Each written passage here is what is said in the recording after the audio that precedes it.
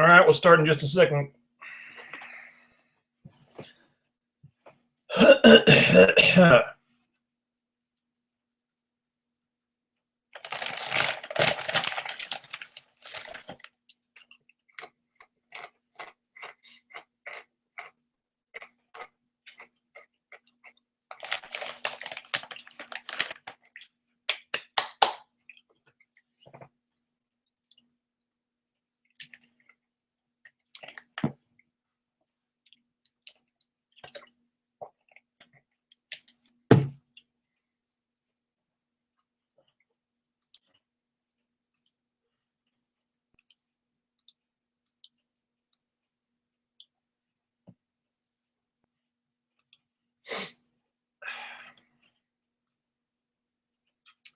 Okay, welcome back to the show.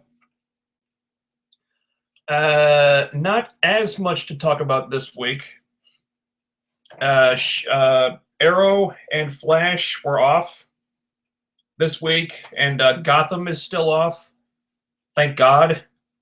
I'm not looking forward to Gotham being back, and I think it's back next week, so... But... we have Agents of S.H.I.E.L.D., and we have the big spinoff news that was just announced, I think, earlier today, actually.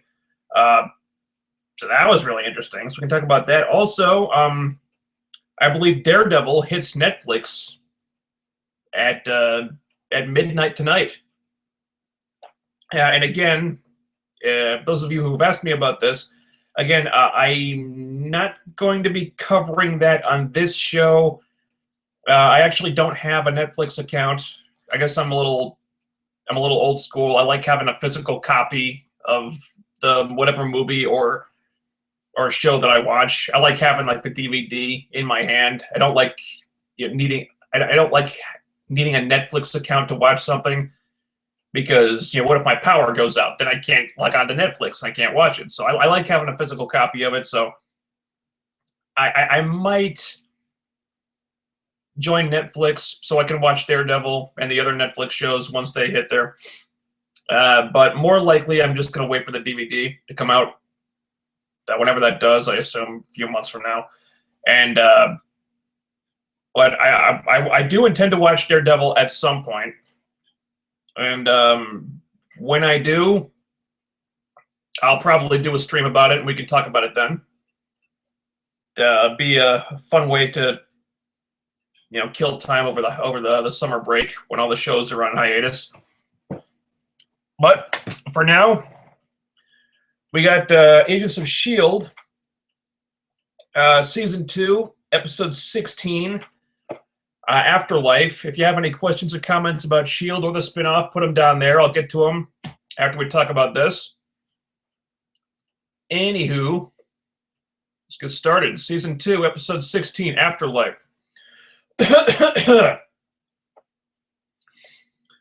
Coulson and Lance Hunter are trying to figure out what happened to Skye. They come up empty, but they do manage to find some backup and make off with a Quinjet. Meanwhile, real S.H.I.E.L.D. are very interested in breaking into Fury's toolbox, but Fitz and Simmons are having none of it and smuggle it out of the base in really adorable fashion, actually. Also, the Inhumans are trying to show Skye how cool it is on their side of the fence, but she's not drinking the Kool-Aid until her mother shows up. Much less dead than we previously thought. Real S.H.I.E.L.D. are starting to come into focus a little bit here, but it seems like the more we learn about them, the more questions I have. I don't think they're evil, or at least not stereotypically evil, like Hydra was last season, but at the same time, they keep doing just enough to show that they really can't be trusted completely. Gonzalez has this conversation with Bobby at the start of the episode, which kind of confirms our suspicions about him. He doesn't even think of Skye as a person, really. He calls her a thing, being very eager to demonize her. Like, see what that thing did to Agent Calderon? See? She's a monster and she has to be stopped. But Bobby is sticking up for Sky, and we already see the wheels turning in Bobby's head that maybe this is not what she signed up for. So it seems like they're going down one road with Gonzalez, but then he gives Fitzsimmons the option to leave if they want, and he actually does let Fitz leave, even though Fitz was probably needed to open the toolbox that Gonzalez really wants open. And then the conversation with May saying that he wants to put Coulson on the index, which can't be good, but also offering May a seat on the board so Coulson has an advocate when they bring him in. And you're handing her a weapon, a loaded gun like that. I mean, there's a lot of gray area here. So Real Shield are very hard to pin down right now. This is so much more complex than the Hydra threat last season, in that I don't really know what these guys are supposed to be right now. It seems like Real Shield are the good guys, or at least they see themselves as good guys, but with very misguided goals and motivations. The main philosophical difference between them and Team Coulson is their stance on superpowers. Seems like, according to Gonzalez, anyone with superpowers is a freak and needs to be put down. I'm standing by my theory about his backstory. I think Gonzalez's wife was killed by someone with powers, and that's been what's driving him ever since. Otherwise, he seems like a very fair and reasonable guy, which is what makes this so interesting. He's not a villain per se, but his prejudice against supers could push him to become one, especially considering what's going on with the Inhumans right now. Yeah, that said, there's no really clear-cut bad guy here just yet. Yeah, there are a few possibilities, which I'll get to in a minute, but we don't know which way the story is going right now. Yeah, there is a situation that's escalating, but it could play out any number of different ways, and I like that. You know, it feels very different from season one, where everything was really black and white, and after turn, you kind of saw the direction they were going in and how it might play out. Here, I've got no idea. You know, it's still a big mystery, but the possibilities are pretty endless, as are the comedic possibilities with Coulson and Hunter. I knew we were going to get some great laughs with those two teaming up. I didn't think it would be this many. Every scene with these two, just bouncing zingers off each other nonstop. I wanted a whole episode of this. When the cold open was the two of them in a used car lot. They even put the wacky waving inflatable arm flailing tube man in there. I was like, sold! Give me more of this. You get Honest Eddie trying to work his mojo on Coulson, and Hunter just rolls up in a Jeep because he thought they were just going to steal the fucking thing, apparently. And Coulson's like, son of a bitch. He just pulls out the icer and drops Honest Eddie right there. That was classic. It was actually really surprising what a good team Coulson and Hunter made, even though they were just snarking at each other the entire time. Just messing with each other every chance they got. Coulson not telling him who the backup was just to see the look on his face when the killer cyborg shows up. Because what other reason would they have to keep it a secret, right? It's fucking great. I'm so happy that it looks like this team-up is going to last a few episodes because I want more of Coulson and Hunter working together. And just the hilarious shenanigans they can get into with Deathlock. Oh, and by the way, fucking Deathlock is back. So there's that. And hats off to Marvel for keeping that under wraps. I don't know how the hell they kept this a secret. It wasn't in the spoilers, wasn't in the press release that J. August Richards was back. Nothing. So when Coulson said he called in backup, I figured it was the Koenigs or something. When Deathlock pulled the Quinjet hangar door down, total shocker. And what a great moment. After the way they left Deathlock last season, that he was like in such a dark place. But now Coulson's made him an agent and he doesn't have to kill people anymore. And he's owning the Deathlock thing, working with them. The new suit looks awesome, by the way. You know, the season one Deathlock suit I wasn't crazy about. He just kind of looked like a big action figure. You know, this new suit is badass. They're not trying to be too flashy or colorful with it. You know, just keeping it streamlined and functional, and it looks so much better. Mike Peterson looks like he looks and feels like a superhero now, kind of. And I'm so excited that he's back.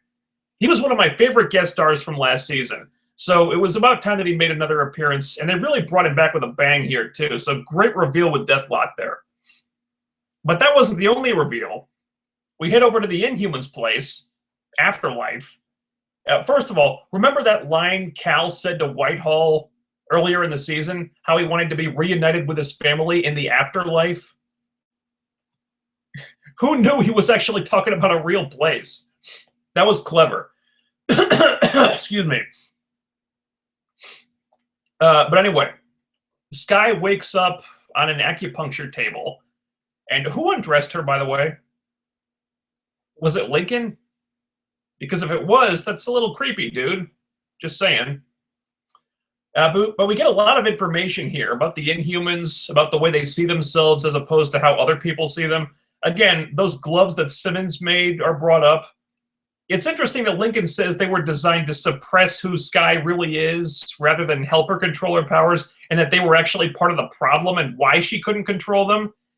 It really shines a light on how wrong-headed the other characters have been when it comes to how Skye has changed. Fitz was the only one who really got it right. Excuse me. They can't change Skye. They can't fix her because there's nothing to fix. She's not broken. She's not diseased. She's just different. And she has to accept that and learn how to manage it. And that's what the Inhumans are telling her. And they make a really good case for themselves. If I were Skye, I'd want to believe them. And I like this Lincoln character a lot, too. The actor seems good. He comes off like a genuine guy. I don't know if I'm going to ship these two necessarily, but Lincoln seems like a fun character to spend some time with. I may not trust him completely, at least not yet, but I trust him more than Gordon or Jiaying, who apparently is still alive. That was the other shocking reveal. Deishan Lockman was in the press release, so I knew she was in there. I knew she was in the episode, but I figured it would be in another flashback. So when she shows up in the doorway from out of nowhere, wow. She must have a healing factor to rival Wolverine's or something. All those organs and blood that Whitehall took out of her, she just grew that shit right back. But it seems like the experience did scar her, and not just physically, because she's definitely up to something here. She does not tell Skye that she's her mother. And why wouldn't she tell her that? I don't know, but it must have something to do with why Cal is being kept a prisoner. He can't see Skye, can't leave the room. Gordon says that he's sealed his fate, and Skye's too. What's that about? I don't know. Maybe the Inhumans think he called too much attention to them, and now they're not allowed to leave. I really wonder if they're going to let Skye leave when she wants to, or if they're going to try to keep her there forever. Because they're keeping some kind of secrets, and not just that Reyna is staying with them too. But two things I need to point out here. Number one, Jiaying being alive takes care of that plot hole I mentioned before. The two parents who were monsters who tore a village apart looking for their daughter. Turns out Jiaying wasn't dead like we thought, so she could have been there after all. So that takes care of that little plot hole. Number two, if Jiaying is alive, that means there's a good chance that Whitehall is still alive. Because he only got shot twice, and that's, compared to what happened to Jiaying, that's not so bad. She definitely had it a lot worse than he did, and she's still around. So I guess it would depend on how much of her power carried over with her organs and her blood when he transplanted them into himself. But yeah, we can't be sure that he's dead anymore. In fact, I suspect he's not. S.H.I.E.L.D. just carried out this big operation where they eliminated most of the Hydra heads. Deathlock's been tracking the last one. It does seem as if S.H.I.E.L.D. has crossed Whitehall off the board and that Hydra is not considered a big threat right now. So Whitehall could very well show up again before the season's over and throw a big monkey wrench into whatever's going on. So if they need a clear-cut big bad to focus on at some point, he could be it. But in the meantime, we've got real S.H.I.E.L.D., who might be evil, might not be evil. We don't really know yet. All we know for sure is that they really want to break into the toolbox, and Gonzalez thinks that Fitzsimmons can do that. I loved this whole storyline. After Fitzsimmons have been estranged or fighting and arguing and coming together and breaking apart and coming together and breaking apart again all season long, they make up without saying a single word and then pull a fast one on everybody. Simmons has gotten so good at being sneaky. Holy shit, in season 1, she couldn't lie to save her life. She was hilariously awful at it. Now, fast forward a year, and she's outfoxing Mockingbird 2 weeks in a row. I mean, goddamn, lady. So Fitz basically tells Real Shield to go fuck off rather than help them break into the toolbox. Simmons makes them think that they don't need Fitz to open it, that it's a lab solution, not a tech solution, which, seems like a stretch, but, they're not scientists, apparently. They fell for it. And she secretly creates a replica of the toolbox. Fitz finds out what she's doing. And then, without even conversing about this, they just know. They just know what they're doing. They know the parts they have to play. And they stage this argument for everyone that's full of double meanings. And this was fucking brilliant. The argument is just for show, to make everyone think they were on the outs, and Mack and Bobby bought this because they really have been on the outs. But then they put on this dog and pony show, making everyone believe that Simmons is with Real Shield now, and Fitz is furious and can't accept it, that Fitz thought Simmons and the rest of them were giving in to fear and couldn't trust anyone, and that Simmons knew this would drive him away, and she did it anyway.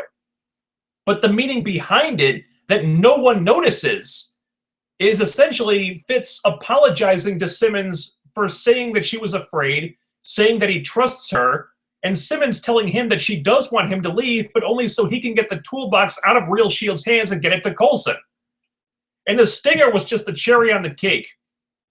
Simmons tells Mack and Bobby, guys, you know how I said I could break into the toolbox? Well, I'm sorry. I really thought I could, but this thing is just beyond me. It's not like anything I've ever seen before.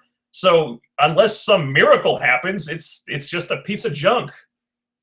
Man, too bad we let Fitz leave, huh? He probably could have broken into it, but now I guess we're just out of luck. Darn. And Mack and Bobby just give each other this look. Like, did we just get played by the fucking science babies? And they totally fucking did. Meanwhile, Fitz is off to the airport with the real toolbox. So finally, after all the crap they've been through this season, Fitzsimmons are back in sync for realsies, so much so that they were able to play everyone like a bunch of saps, even, I suspect, a good chunk of the audience. This was awesome. And they even threw in some feels for the shippers there, too. Simmons made Bix a snack for the road, his favorite sandwich, in a call back to the season 1 episode. That sandwich that Ward threw away and he never got to eat in the hub, I think it was. And she put a lot of work into that thing, too. I mean, that looked like a professional sandwich shop made it or something. And she wrapped it up really fancy-like and even tied up the pieces in little bows and shit. That was adorable. I fucking love that. Such a cathartic moment after my 2 favorite characters and my favorite relationship on the show have just been put through the ringer all season long. It was beautiful. And a few minor things that I just figured I'd touch on since I've got plenty of time here. We only got one show to talk about tonight, so I might as well. It looks like Bobby is starting to have second thoughts about what Real Shield is doing as far as their methods are concerned. I would suspect that she's going to realize she's back in the wrong horse pretty quickly, but not so sure about Mack, though. Excuse me. Doesn't seem to be any second thoughts where Mack is concerned. He's still firmly on their side, Real Shield's side. Still very much in the same mindset about powered people and alien stuff, which feels right for that character because of how he's developed. But it is kind of a darker turn for a guy who used to be so laid back. It's kind of distressing to see Mack go down this road, actually. I kind of worry for Mack right now. because just for the record, Nick Blood and Adrian Palicki have been made series regulars, but Henry Simmons is not. He's still only on recurring status. So if someone's going to die this season, or someone else, I would worry about Mack. Really hope I'm wrong about that because I like Mack, but just thought I'd point that out. There were a bunch of fun callbacks to season 1 here. The aforementioned sandwich, the selfie that Fitz Simmons took on the steps of that Peruvian temple in the second episode of season 1. That's the picture that Fitz had in his room when he was packing up his stuff. And also, the battering ram that Real Shield were using to break into the cabin, same one the Hydra guys used to break into Fury's car in Captain America Winter Soldier. That's from Clark Gregg himself. Same battering ram. I fucking love little details like that. The end of the episode, Coulson's bad option, Grant Ward, trying to get help from Grant Ward of all people. Oh, God. Deathlock is not going to like that. Fitz sure as hell isn't going to like that. Skye shot him last time she saw him. Simmons said she'd kill him if she... Simmons said that she would kill him if she ever saw him again. And this is the guy Coulson needs help from? That's when you know shit's getting desperate. You put Ward back in with those people, and that's a fucking powder keg waiting to happen. Can't wait to see how that plays out. Really fucking good episode here. There was some great comedy, 2 huge shockers with Deathlock showing up and Jiaying being alive. Fitz Simmons finally being Fitz Simmons again and faking out everybody was fucking awesome. As was the tease that Coulson has to go to Ward for help, which could come back to haunt Coulson any one of a number of ways. I really dug this one a lot. And that's not all the S.H.I.E.L.D. stuff we've got to talk about this week, because it was just announced earlier today, I believe, that an Agents of S.H.I.E.L.D. spin-off show is in development. No information on this just yet, but it's... Well, for starters, it's a very positive indicator that S.H.I.E.L.D. will be getting a 3rd season, which, yay. We know that Jeff Bell is working on it, and there may be some of the S.H.I.E.L.D. cast making the move over to this new show. That's just speculation right now, but as for what it could be about, well, no one knows. I have no idea. Although, if I had to guess... If any of the S.H.I.E.L.D. cast could be spun off into their own show, it would definitely be Bobby. If they're making a Mockingbird spy series with Adrian Palicki as the star, I would watch that in a fucking heartbeat. Oh, hell yeah.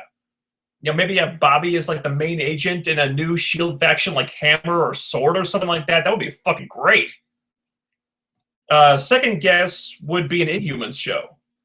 Maybe have some of the characters like Jiaying and Lincoln migrate over there. Marvel does seem really invested in laying a lot of groundwork for the Inhumans movie, which is still a few years out. I mean, what better way to do that than to make a show about the Inhumans, or at least like minor Inhumans characters to set the stage for the royal family to show up. But what do you guys think the spinoff should be about or could be about? Let me know down below in the comments. Speaking of which, have some Twitter questions here. Let's see. All right, I say a Mockingbird spinoff show would be really sweet. Bobby could totally carry your own show. And at the Cult of 62 says, they've said she can take over for Scarlett Johansson once she's done with the Avengers films. I did not know that. I suspected as much. But yeah, if Black Widow is going to retire from the movies at some point, I can't think of anyone better to take her place. Plus, it would be nice to have, to not just replace her with another guy, Yeah, supposedly Captain Marvel is going to be joining the Avengers at some point, but it would be nice to have, it would be nice to increase the number of women on the team, so it's not just one girl in the middle of a giant sausage fest. And here it is.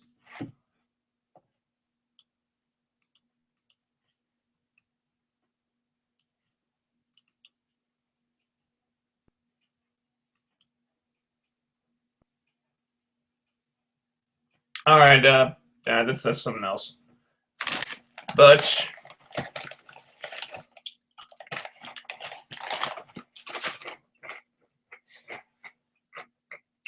for some reason, I'm still not sure why I'm not getting comments on this. The comments are still not showing up on this computer, so I got my laptop here. I guess I'm gonna have to use both for the time being until I figure out what's going on here. But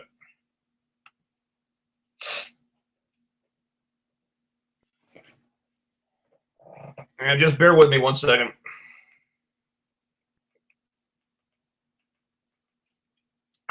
Okay.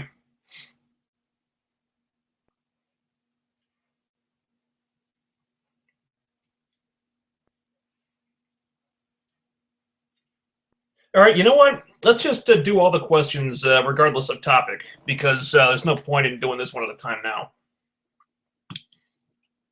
Okay, at Striffen19 from Twitter says, my answer to Fuck, Marry, Kill from 2 weeks ago.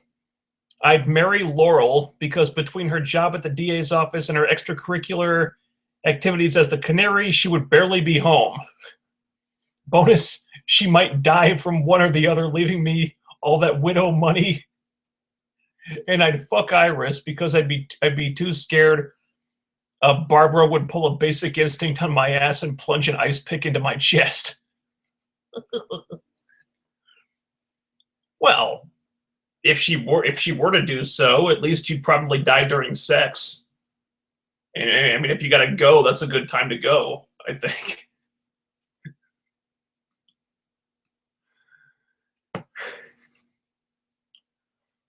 But yeah, as far as fuck, marry, kill scenarios, there's no good options there. You're screwed either way. Costaletius, nice shirt. Oh, thanks.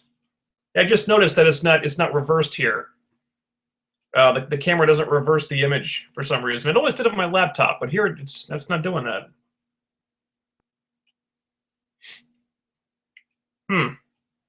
Okay. Let's see, that gaming asshole. I just noticed the shirt too. Yeah, you like this one, huh? Yeah, it's pretty cool. Jacob Walton, where does Fitz go from here? Is he going to try to find Coulson, or is Bobby and Mack smart enough to know that Fitzsimmons pulled a fast one on them? Good question. It does appear as if, for now, Fitzsimmons got away with their little deception.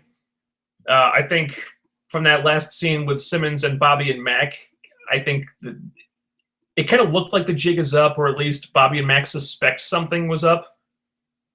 But in the sneak peek clip that just came out a few hours ago, actually, May, well, spoilers here, but May is asking, apparently May and Simmons are investigating Coulson's activities. Excuse me. And he's been up to things that they didn't know about. And May is telling Simmons that she needs to break into the toolbox. So apparently, by the next episode, it's still a secret. And no one knows what Simmons has done. I don't expect that to stay a secret, for very long. I'd be surprised, very surprised, if it's still a secret by the end of the next episode. So by then, they're probably going to be looking for Fitz. I don't know where he's going. I assume he's going to look for Coulson somehow. How he plans to find Coulson, I couldn't tell you. Yet Jeff Bell did an interview where he said they were sending Fitz on a mission of some kind because he'd pretty much been sequestered at the base due to his injuries all season. So this is going to be something different for Fitz. So he's going to be apparently he's going to be off on his own for a while with the toolbox. I don't know what he's going to do, where he's going to go. The press releases tell us nothing.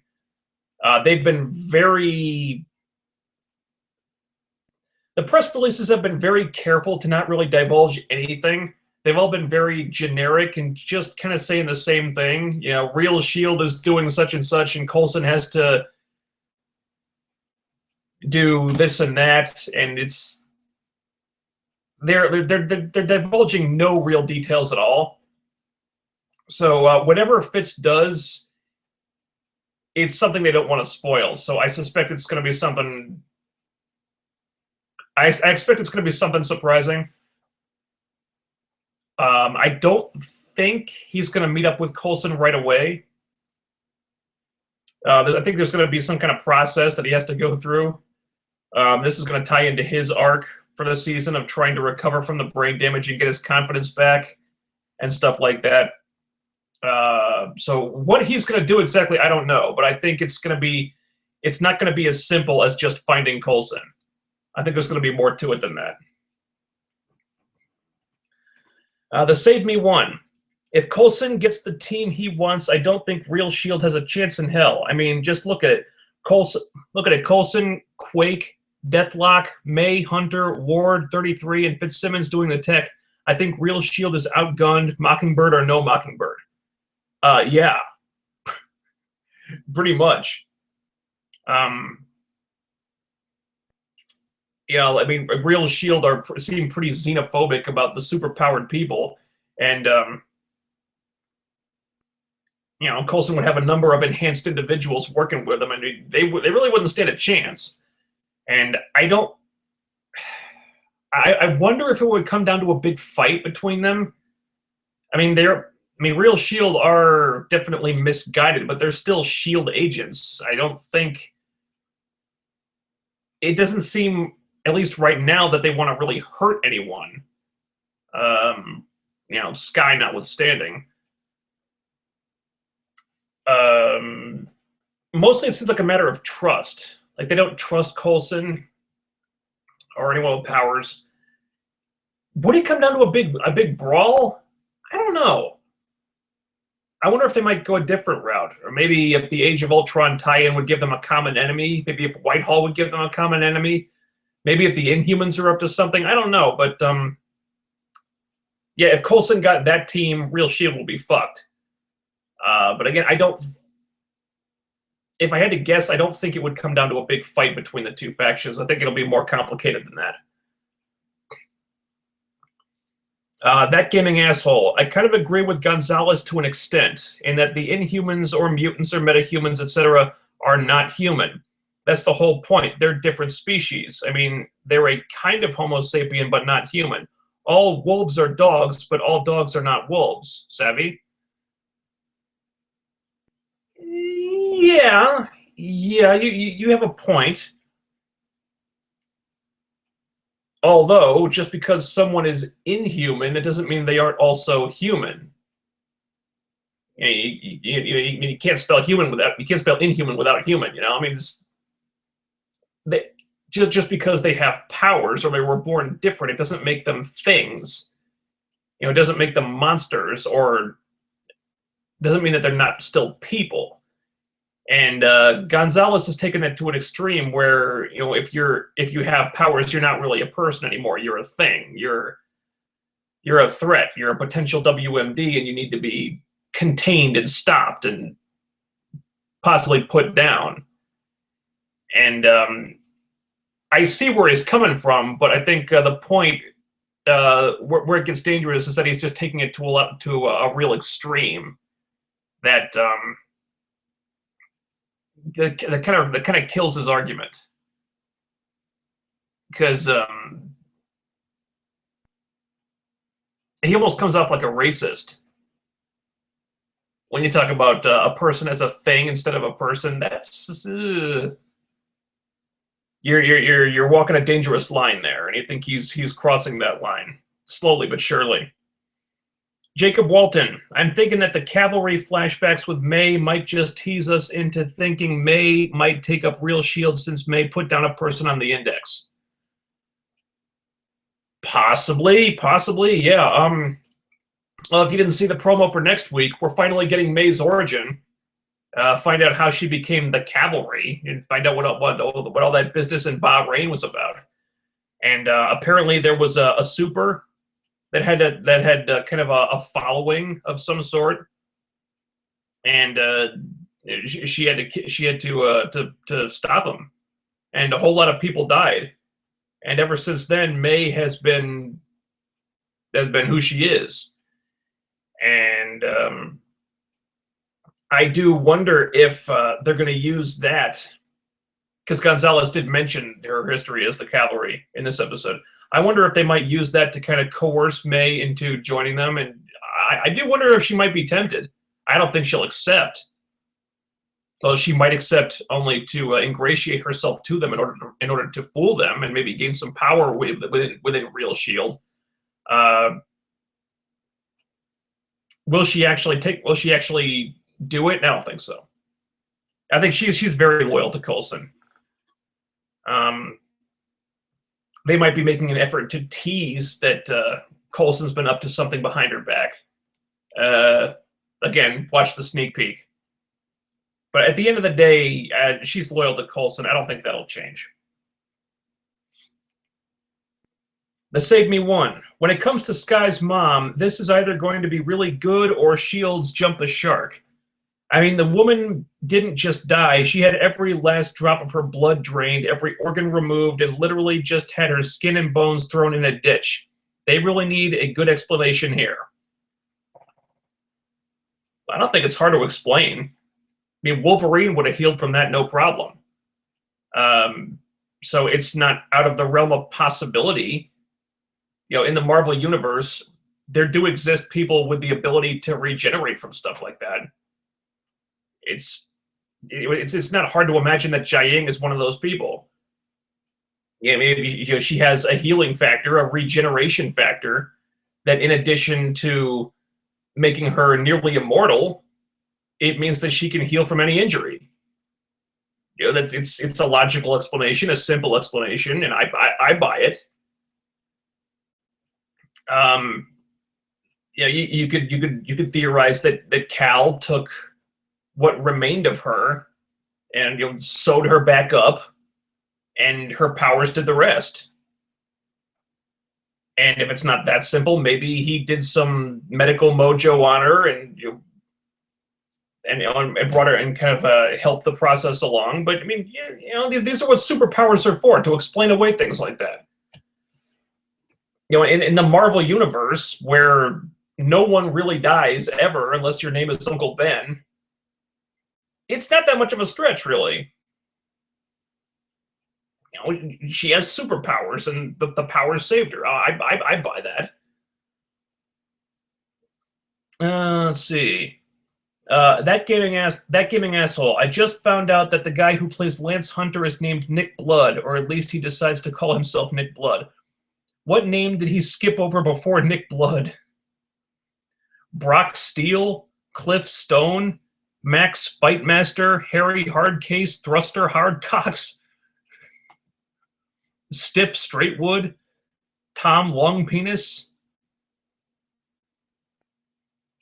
You know what? I would suspect that that's actually his real name. I mean, if you're going to pick a stage name, how do you arrive on Nick Blood? It's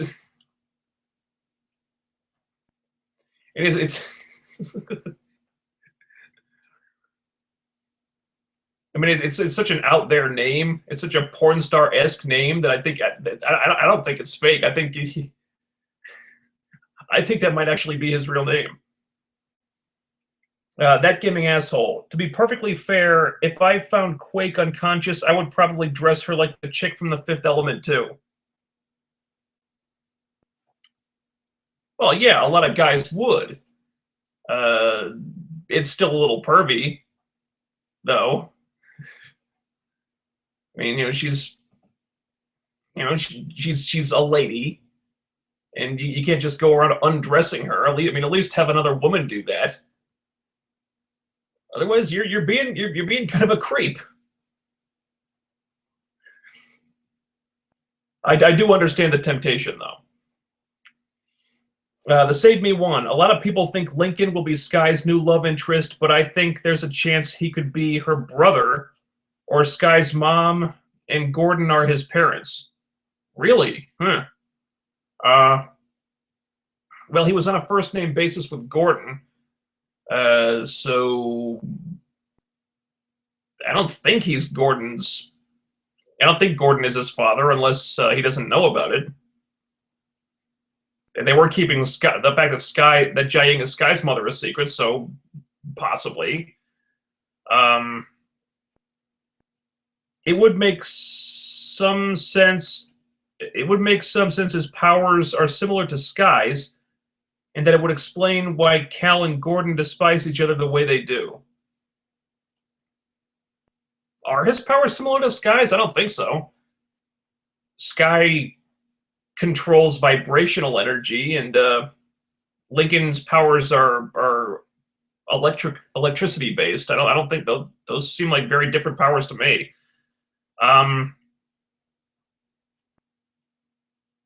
Are they related? Yeah, possibly. I think it's more likely that he's a love interest, though. They definitely tease that on social media and interviews and stuff. You could be right, though. Maybe that's a surprise they're saving for later. That gaming asshole. I guess the explanation for Sky's mom is just she's able to regenerate. I mean, once Sabretooth was decapitated, and he seemed to get over it. So, yeah. Yeah. I remember that. I think it was in the Ultimate Comics. Wolverine cuts Sabretooth's head off. And then later on, Sabretooth just shows up again. He's got a big scar over his throat, but yeah, he's fine. He came back from decapitation, no problem. This is why I'm not really sweating the explanation of why Jiaying is still alive. You just say her powers saved her. That's enough explanation for me. I mean, it's Marvel. I don't expect many deaths to be permanent. I personally, I like death to have weight and meaning, but no one really dies in Marvel. These people always come back. And, sometimes the explanations are really good and make sense. Other times they just want to bring the character back and they come up with any bullshit explanation they can think of. It doesn't take a lot to think that some reason or another could bring Jiaying back. If you say, oh, her powers healed her, and she just regenerated, I can buy that. That's enough for me.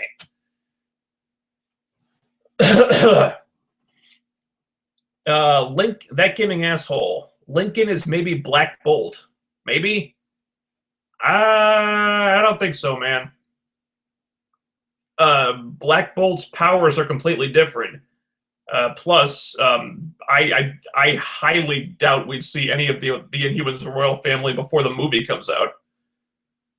Excuse me. Plus, I mean, it's heavily teased and rumored that Vin Diesel is going to be playing Black Bolt. So, I really doubt it. I mean, the way they described his powers works like Black Bolt's, so I don't know. If that's where they're going, then wow, did they underplay Black Bolt? He may also be Karnak. He can shoot lightning and sense weaknesses and strengths. Sounds more like Karnak to me. Yeah, I really don't think he's Black Bolt. Karnak, who knows? Or he could just be a new character. Yeah. I have to look Karnak up later. I'm not familiar with that one. That gaming asshole. This whole thing with Fitz Simmons was cute but made no sense. How the fuck did he swap the cubes? I mean, there were multiple people standing around, and many of them were experts at espionage. No one notices. Mockingbird, Gonzalez, no one. Mack, Bueller. All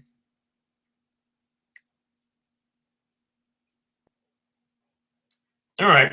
Well, remember, in that scene where Fitz leaves the base, Simmons helps him put his backpack on.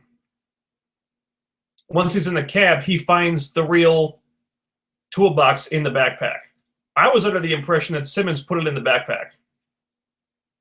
And people wouldn't have been looking for it or whatever, because the real toolbox, or so they think, is back in the lab. So I figure, at some point she switched them out. and then put the real toolbox in Fitz's backpack, and they wouldn't have been looking for it because they thought the fake one was the real one. Unless they were watching her 24/7, like hawks, they wouldn't. She could have made the switch easily enough. I'd buy that. I mean, Bobby and Mack weren't watching her all the time. They weren't in the lab all the time. Mack was watching Fitz, was talking to Fitz on the plane at one point. Bobby was off talking to Gonzalez. They weren't in the lab the whole time. They were leaving Simmons to her own devices long enough for her to have made the switch. It's not that inconceivable, really. Stripping 19. Halfway through S.H.I.E.L.D., I was getting ready to send you a message about how Simmons needed a good kick in the ass, but then the ending just made all the rage go away. Yeah, they almost got me there, too. When she said, oh, it's not a tech solution, it's a lab solution, I was like, oh, God damn it, Simmons, what are you doing? Because, after the way she's been acting for the last couple episodes, I would almost believe that she would get sucked into this. But by the time Fitz comes in and the argument starts, I knew something was up. I was like, you know what? I'm like 99% sure that Simmons has some kind of a plan, and Fitz figured it out, and they're Fitz Simmonsing again, and nobody else knows what's up, and there's some kind of plan in place here that no one else knows about but them, and they've got their quote unquote psychic link back, and I knew something was up. Something was strange. I just couldn't, wasn't sure what exactly, but I knew they were up to something. But they did a good job selling it, because I did believe it at first almost. Let's see. The Save Me one. My one complaint with the episode would be them going back to the well with the whole will May betray Coulson thing again. We already had this last season. No need to do it again. No, I don't think she will. I don't think they even bothered teasing that. I don't believe for a second that May will betray Coulson, and I don't think they're going to bother teasing it either.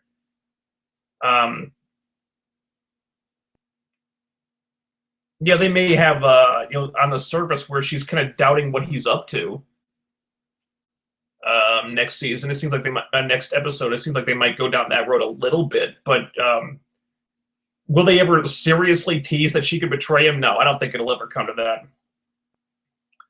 Plus, I think most fans would like to see these two grow closer in a romantic way, not still questioning each other.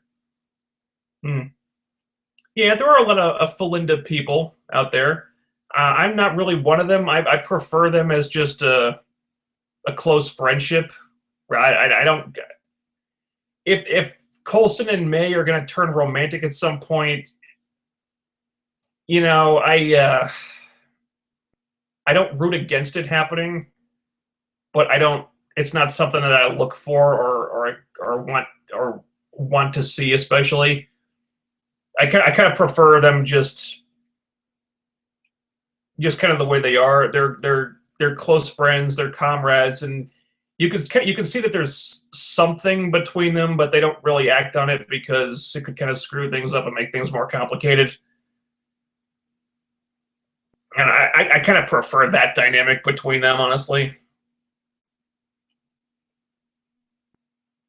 But there are a lot of fans who want to see it, so I expect they'll give those people a little fan service at some point. Stripping 19. Season finale triple threat match between Bobby, May, and Kara, Agent 33. Oh, that'd be awesome, wouldn't it? Especially if Kara is copies both their faces and she's switching back and forth between them. You get Kevin Tancheron to direct that. That'd be fucking crazy. But yeah, I am hoping that we get a more drawn out Bobby and May fight this season, because the one we got last week just wasn't enough for me. I want a full on, just epic brawl, just fucking badass fight between May and Bobby, and I would like Bobby to win, actually, because May always wins. This is, what's the word I'm looking for? I don't know, but it's almost becoming a little predictable that May is just gonna be a complete badass and walk out of every fight the victor, and it's getting to a place where it kind of drains the tension away from an action scene or a fight, because you just know that May is going to win because she always wins. I want May to lose a fight. I think it's time for May to lose a fight, and if someone's going to beat her, why not Bobby? I kind of had this dream scenario in my head that Taskmaster would be the first one to beat her, and just like really brutalize her bad. So season 3 could be for May what season 2 was for Fitz, and have her have this like long road to a physical recovery after Taskmaster just destroys her and like leaves her like just like a physical wreck, and have her try to overcome that. I don't know if we'll ever get that. I don't know if they ever plan to use Taskmaster. I really hope they do. The Taskmaster's awesome. But I definitely think it's time for May to lose a fight. Because someone's got to put a chink in her armor eventually. And it's cool seeing a female character as badass as she is, but it's time to give her... I think it's time to give her a few weaknesses, too. So I would like May to lose a fight and just explore what that does to her as a character. Let's see. Stripping 19. If you have been asked this before, then disregard.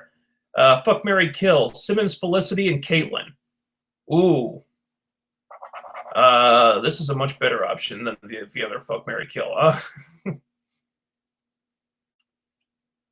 I think I've done this one before, actually. God, I love all of them. I don't want to kill any of them.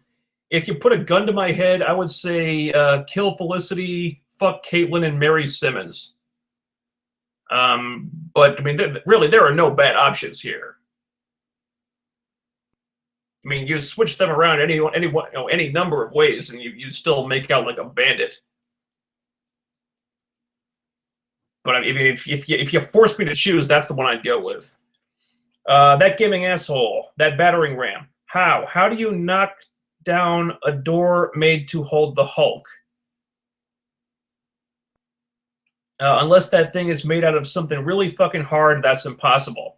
Well, I don't think everything in that house was made of the Hulk stopping wall.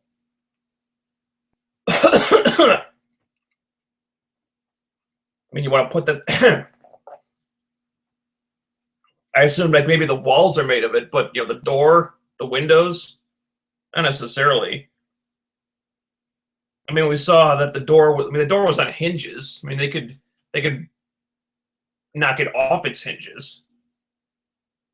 That's doable. Mind you, we saw a fist mark in the wall, meaning the Hulk wasn't able to knock it down, but this battering ram is. Well, they were going for the door. I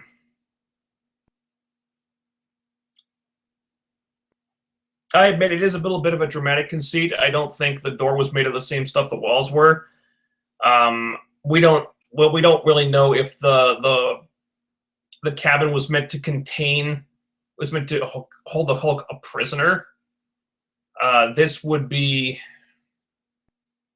The Hulk wasn't really brought into S.H.I.E.L.D. until the Avengers, in which case he joined the Avengers and became not really a problem for S.H.I.E.L.D. to deal with anymore. He wasn't really their enemy at that time. You could say that the Hulk was just used to test the cabin,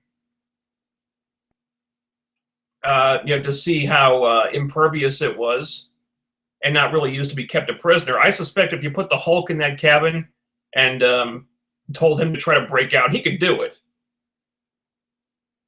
My guess is he was just there to test it out.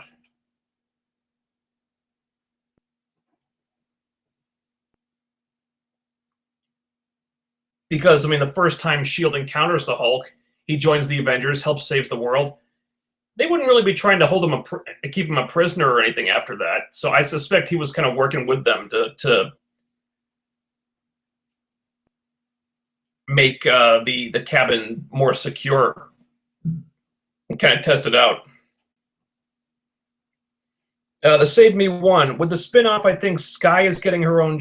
I think Skye getting her own show would make the most sense at this point. Although a show with Ward at 33 playing vigilantes could be interesting, and couldn't go wrong with Bobby getting her own show either.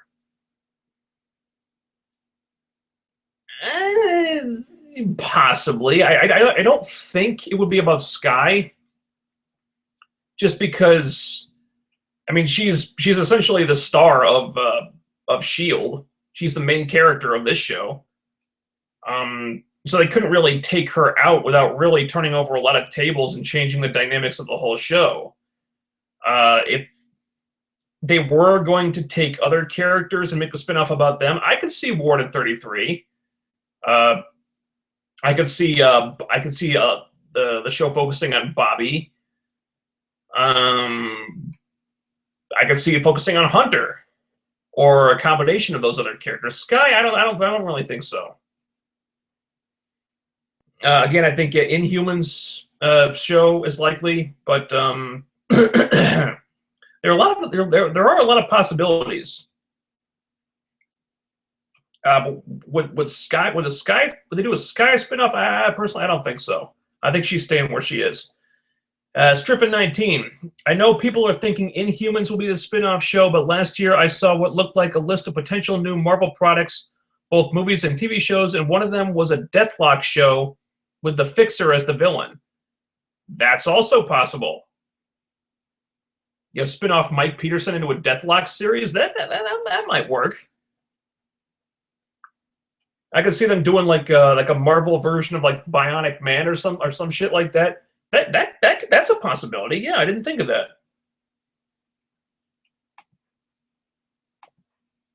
I mean, supposedly they've got J. August Richards for a couple episodes at least here. They could lay some groundwork for a Deathlock series. Yeah, that's a good point.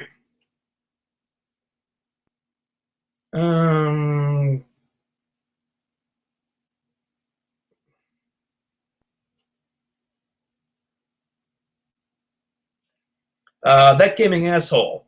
Have they finalized the cast for the Arrow spinoff? Not as far as I know. It does seem like they're just adding new characters to it all the time. I can't even list all the characters that they've announced for this. That's why I think it sounds like kind of a hot mess, because it is just character after character after character, and none of them seem to have anything to do with each other. So what is this series going to be about? I don't know, but it's just tons and tons of random ass characters that have no reason to interact, no reason to be around each other, no reason to be doing anything together. And I don't know how it's going to work. I mean, what's the through line? What's the uniting theme that brings all these characters together? I have no fucking clue, and I don't know what they could do for it. I'm hoping for Imperiex and Kite Man, since, I mean, why not? Hell, they might put those characters in there at some at this point, man. I mean, who knows? They're putting in every other random ass character they can think of. So why not? Yeah. Strippin19, are you going to be reviewing Daredevil next week? If so, are you going one episode a week or all at once? I covered this at the start of the stream tonight. I'm not going to be reviewing Daredevil at the moment. I'll just reiterate. I don't have a Netflix account because I'm kind of old school and I like to have a physical copy of whatever I'm watching. And I don't like the idea of not being able to watch what I want to watch if the power goes out and I lose my internet. So I am really interested in Daredevil, and by all accounts, that show is supposed to kick ass. I've heard glowing things about that show. So it looks great. I hear it's awesome. I do intend to watch it. I might get a Netflix account so I can watch it on the other Netflix shows. I think more likely I'm going to wait until the DVD comes out so I can watch it then. But I do intend to watch it at some point. Not sure when yet, but at some point. When I do, I think I'll absolutely do a stream about it. I might do. I might go episode by episode. I think more likely I'll just binge watch the whole season, and then do a stream about that over the summer. Probably if it comes out during the summer, I hope it does. But I think that will be a good. That'll be a good way to help kill the time during the summer hiatus. But I will absolutely do a stream about Daredevil at some point. I'm just not sure when. That giving asshole. Fuck, marry, kill in this order. Laurel. Marry, fuck, kill in this order. Laurel, because she's kind of loaded. Barbara, because let's be honest, she's smoking hot. And Iris, because that's why.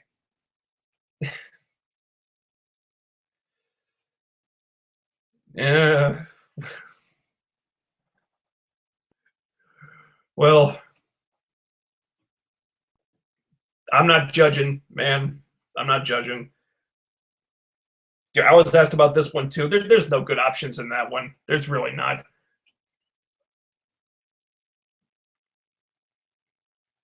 The Save Me one. Inhumans are not exactly good guys. You have to remember that they did try to set up a trap and kill the Fantastic Four, and only Johnny and Crystal falling in love to save them.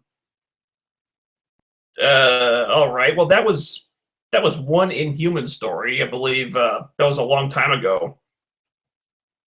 There's one story from the comics. As I understand the Inhumans right now, mostly they just want to be left alone, I think.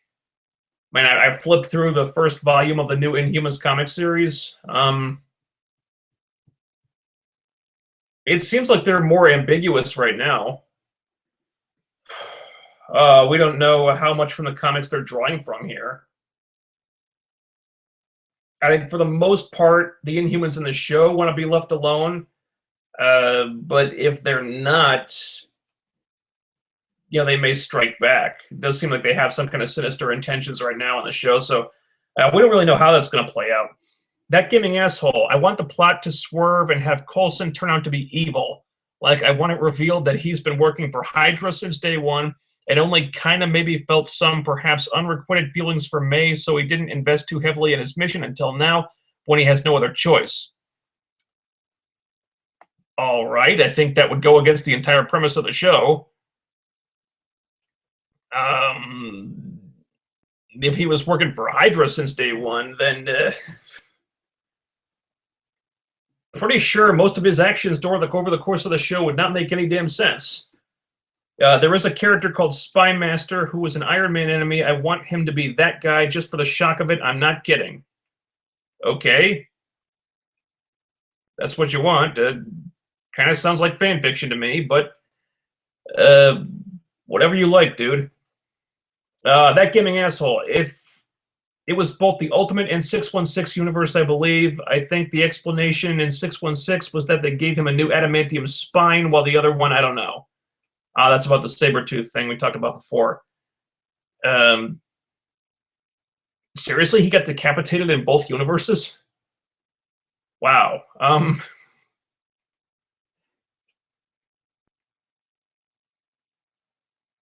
So they saved his life after getting his head cut off by getting him a new adamantium spine. I suspect his healing factor just regrew his body after his head was separated from it. Comic books. Yeah. Adam Avivi, if they wanted to bring back Trip, how do you think they should do it? Well, I don't think they should bring him back. I think that character has meant so much more in death than he ever did in life. And I think that character's death has been used to propel the story and the characters forward in ways that wouldn't have been possible had he stayed alive. I think Trip's death had a lot of uses in the story, and I think killing him off was the right thing to do, honestly. If I had to bring him back, I don't know, flashbacks, dream sequences. Somebody with time travel powers could do it. LMD, make him an LMD like the Koenigs, or like we suspect is what the Koenigs are. Otherwise, I wouldn't bring him back. Really. Honestly, the show is more interesting for having killed him off. And it's not like the character ever really did anything anyway.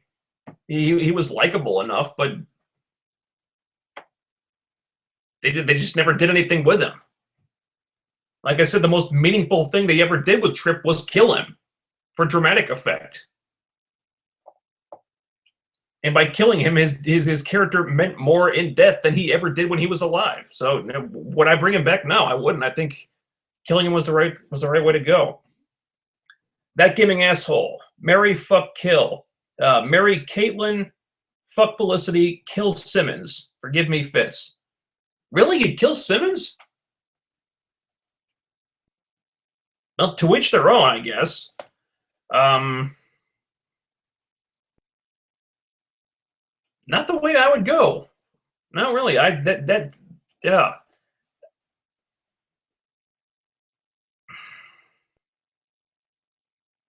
I couldn't do it.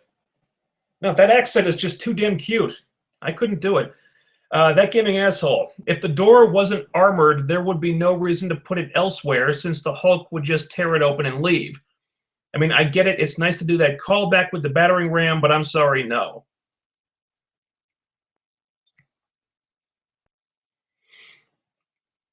Okay, but like I said, I don't think they ever kept the Hulk a prisoner there. They called the cabin the house that Banner built. I think it's more likely that Banner designed the place, and he was there to test it. I don't think the Hulk was ever a prisoner there. Otherwise, his inclusion in the Avengers wouldn't really make sense. Yeah.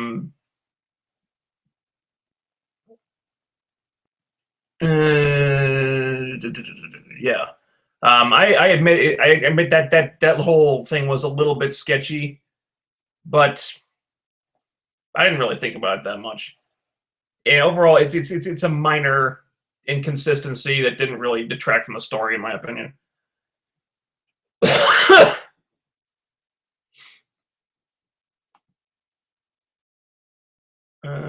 Top comments. Newest first.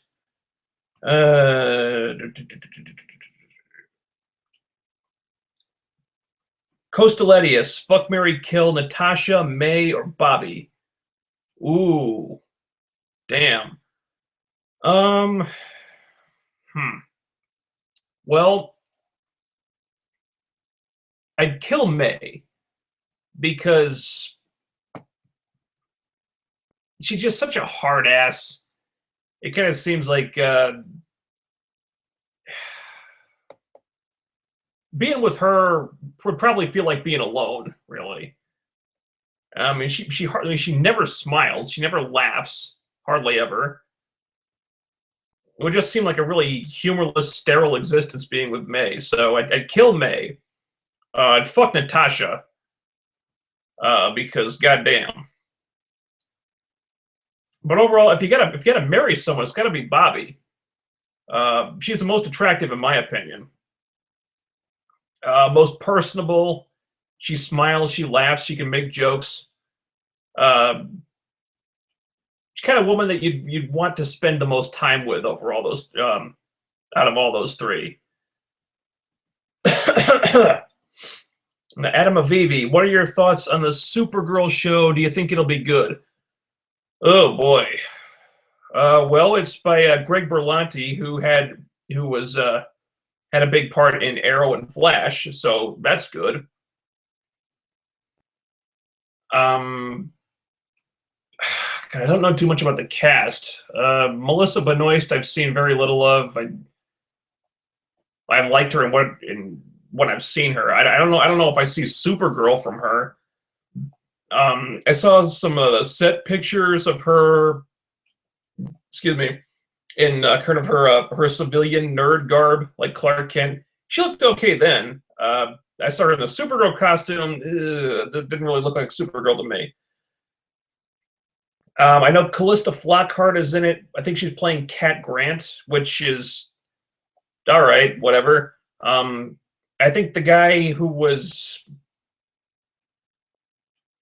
playing Jimmy Olsen was Eggs from True Blood, I think. Not how I pictured Jimmy Olsen. Not that's a big fucking departure, and not just because he's black. Apparently, I mean, they're characterizing Jimmy Olsen as like this, the big macho, like ladies' man or something, like a crush object for Supergirl, and like what? Isn't Jimmy Olsen supposed to be like more of like a, how do I put this? Well, not like that. More of like a regular Joe, kind of like a nerdy or dorky guy. Not so much, the 6 foot plus, Greek god or whatever it is. It seems like that Jimmy Olsen is like a whole new creation, which doesn't really ring true for me. I haven't heard anything about the story. I did hear a rumor that what's his face, Tom Welling from Smallville was going to play Superman in the new version, in this new version, which sounds confusing to me. I guess it's the same guy, but it's a different character. So he's playing Superman, but not the same Superman that he was in Smallville, because they already did Supergirl on that show, and it was a different Supergirl. That's weird. That's confusing. I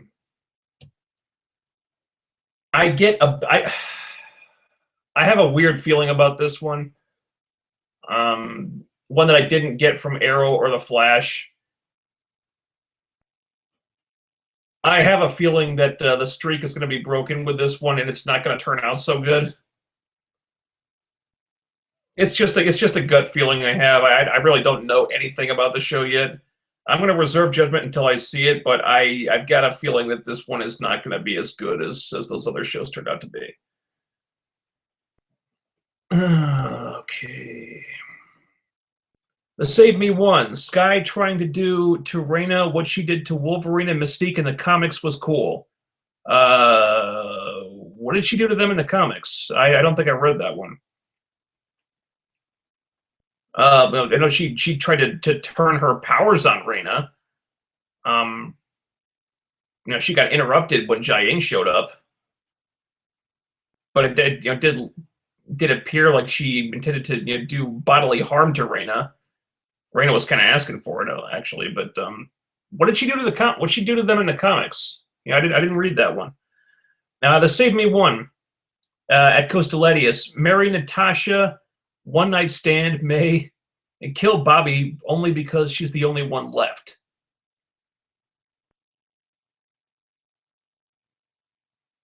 All right, that's what you've chosen. I wouldn't even go there once with May. Yes, May kind of scares me, actually. I'd be kind of terrified to go there. Natasha, marry Natasha. It doesn't seem like she kind of believes in that sort of thing. I remember in the Avengers, there was a line where she was talking to Loki, and she says, "Love is for children." So it doesn't kind of seem like she's down with the whole marriage thing. It seems kind of silly and pointless to her. So that's why I'd go with Bobby personally. I don't think Natasha would be above stress relieving sex. So I figure night of sex with her, hell yeah, go for it. But ultimately, if there's one you want to stick around and be with for the rest of your life, that's Bobby. Excuse me.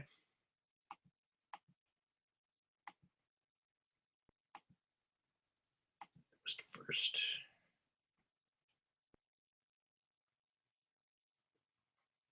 Adam Avivi, could we see the Agents of S.H.I.E.L.D. appear in Infinity War? Anything's possible. So supposedly there is a Coulson cameo in Age of Ultron. I don't know if it's confirmed or not, but we could see them making cameo appearances, possibly. I think the filming schedules would probably coincide, so it would probably be difficult. But I wouldn't be surprised if one or some of them could make an appearance in there. Jacob Walton, your thoughts on what will happen in the Avengers movie? What will happen in Age of Ultron? You know, I'm trying to stay spoiler-free on that one. I don't think anyone's going to die. I mean, if Joss Whedon had his way, he'd probably want to kill someone. But I don't think Marvel is going to let him do that. So I'm not too worried about anyone dying. I am kind of wondering how they're going to balance this cast with Scarlet Witch and Quicksilver and Vision also in there now. So by the time Infinity War comes around, you've got like fucking what 8 Avengers? That's getting pretty damn big. Plus there's Captain Marvel coming in at some point. So I would expect some cast changes by the time Infinity War comes around. What'll happen in Age of Ultron? I don't know. I expect Tony Stark is probably not going to get through the movie swimmingly. I expect he'll probably get put through an emotional ringer. So, I think apparently Age of Ultron is his creation in the movie, and he's gonna take the events of this movie very hard. Beyond that, I'm not sure.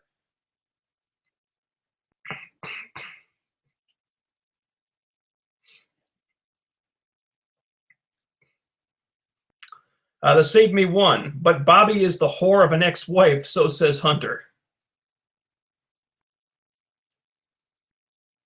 All right. Well, I would argue that that they never had the basis for a healthy relationship in the first place, and he would say that because they'd probably gotten together and broken up a number of times, and it never appeared to be on good terms. And also, that seems to be Bobby's big character flaw, that she can't seem to balance the relationship stuff with the spy business, and something's always got to give between them. But out of Bobby or Natasha or May, if you got to marry one of them, Bobby's it, because you get nothing from May. And Natasha probably wouldn't be interested in the first place. I think with Bobby, she'd at least give it a shot. It might not end well, but she'd give it a shot. And you could say that maybe her and Hunter just weren't right for each other. And you put her with a different guy, it might turn out differently. That giving asshole. I always liked Cat Grant more than Lois Lane, but then again, I hate Lois Lane with a disturbing passion. Okay? Cat Grant seems less flaky. I don't know. Probably depends on the depiction of the characters. Some versions of Lois are more likable than others.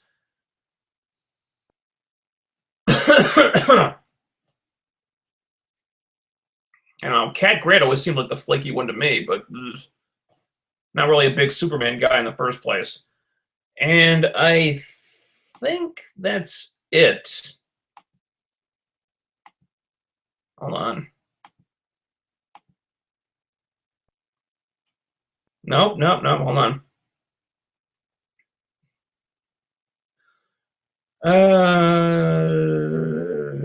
Adam Avivi. I saw Emergency Awesome video on this. What is your favorite Marvel post-credit scene?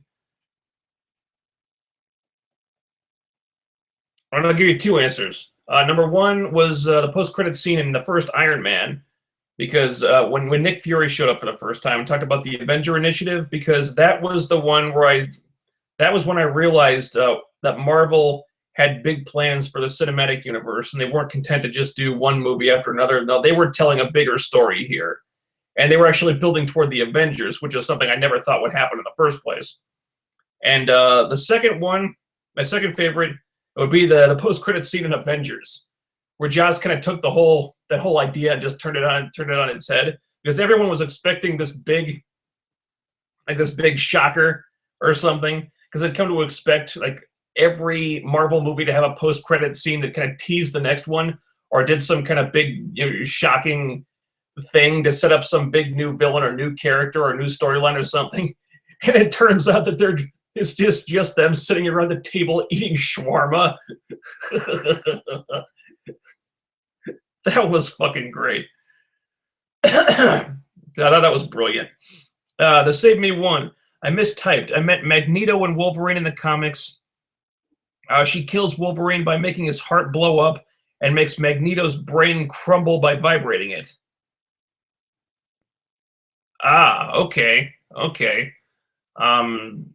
Yeah, that seems like it would take a degree of control that Skye doesn't really have yet.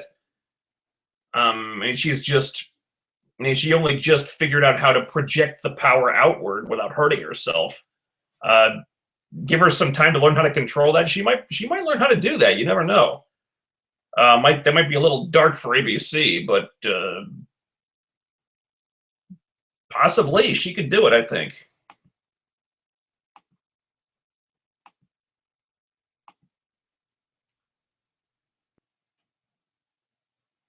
That giving asshole. I hate what they did with Tony Stark, mainly because I hate Pepper.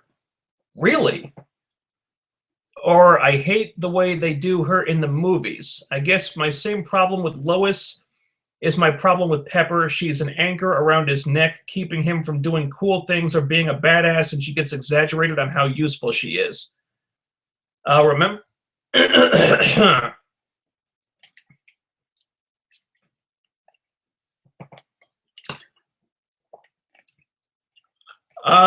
know if I agree with that.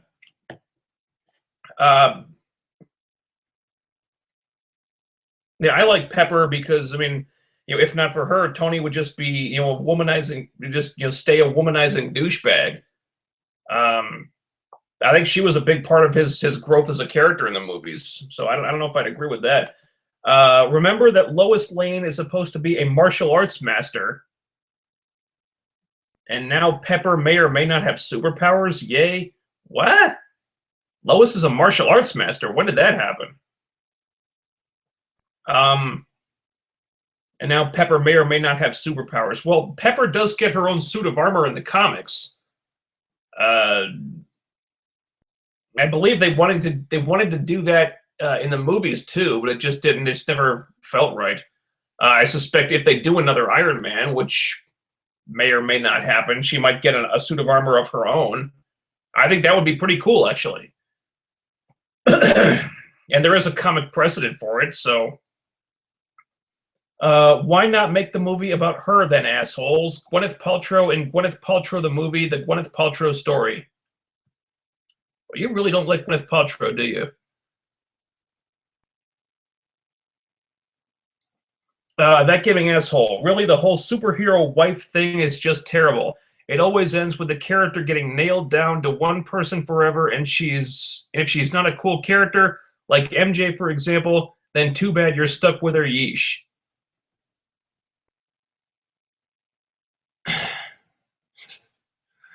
All right.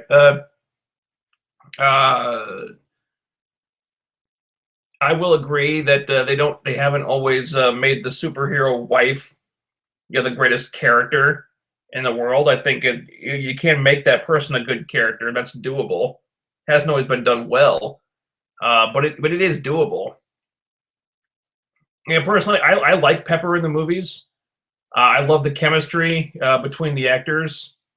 I would have liked them to expand on her, do a little more with her. I think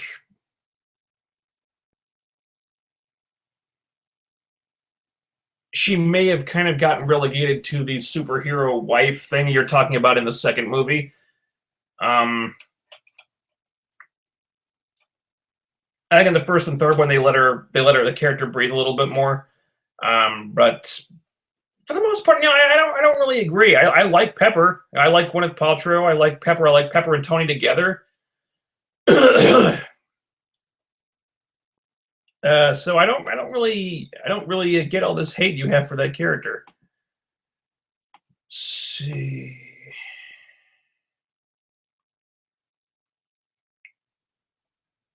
That Gaming Asshole. My favorite after credits scene is the first. It basically opened the new universe for movies that had never been seen before.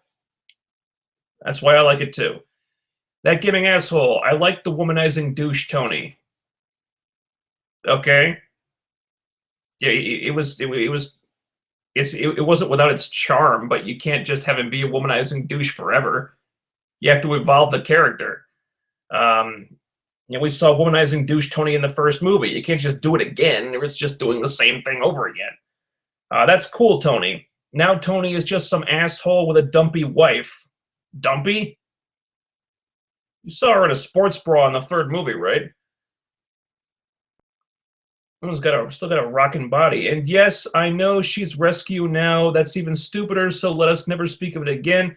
And yes, Lois is a black belt, apparently. I'm rolling my eyes so hard I can barely see.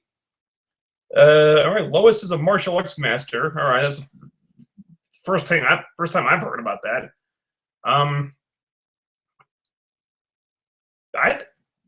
Pepper getting her own armor in the comics, I thought they made that work. Yeah, that felt like an organic development to me. I mean, I thought they'd done enough with that character that she could, that she warranted having her own armor.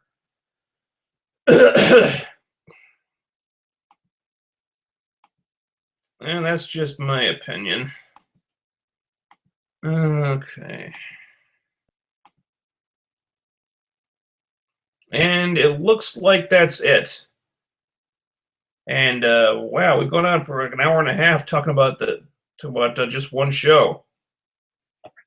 Okay, so I think that's a good place to end it tonight. I think. Oh God, Gotham is back next week. I'm pretty sure. Lord help me. Also, Arrow and Flash, I believe, are back next week, and also Shield is still there. So we'll probably have 4 shows to talk about next week. I may have to streamline my notes so I don't go on quite so long about just one show. So I will work on that. I will also try to figure out why the comments don't show up on this computer when they show up on this one. Still don't know what that's about. But in the meantime, that's all for me tonight. Excuse me. As always, thank you for joining me. And I'll see you same time, same place next week. Later.